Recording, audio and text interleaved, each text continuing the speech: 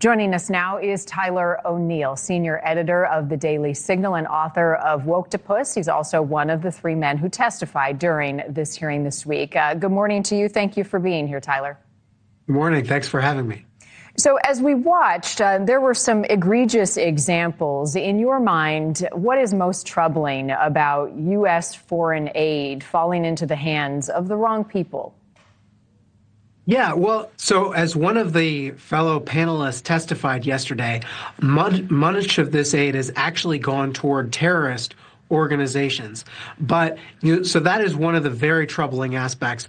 The big thing that I have been focusing on for a long time here is the far left activist groups that staffed and advised the Biden administration and the left's dark money network that propped them up.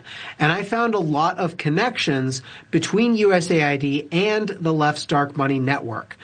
Some of the main ones are that USAID granted $27 million in grants to the Tides Center, which is part of the Tides Foundation enterprise. And of course, the Tides Center, we were talking about the anti-Israel protesters who are taking over Barnard College.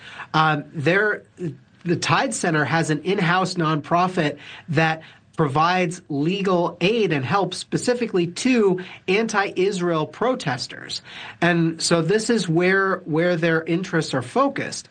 These activist groups align with the goals of what I describe as woke, the issues of DEI, climate alarmism, gender ideology, and a preference for technocratic government.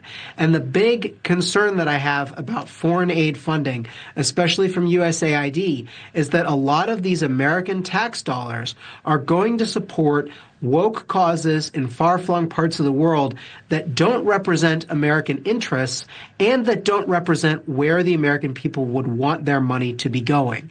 And these also sometimes split away America from our natural allies. We're just showing on the screen some USAID workers who were recently laid off collecting their personal belongings. Is that something that you believe is necessary in sort of understanding the paper trail of where this money is going, or does it further muddy the waters to try to find an actual solution?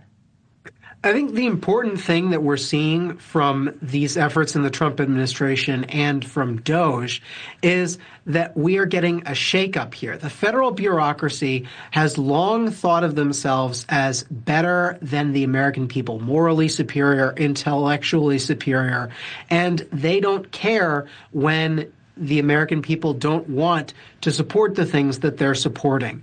And so what's happening here in this new administration is a massive shakeup. And I hope that it can be salutary. He is moving very fast.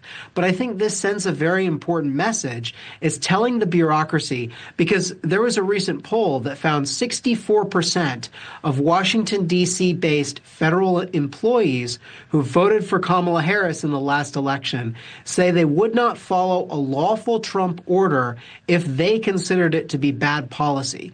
They're essentially putting themselves in the position of the President of the United States, even though they are part of the executive branch that he leads, and he is the man that the American people elected. And so what we're seeing in this massive backlash to Trump and DOGE is this approach of the bureaucracy that says, we're the bureaucrats, we know better, and how dare you question us and undermine our control of the system.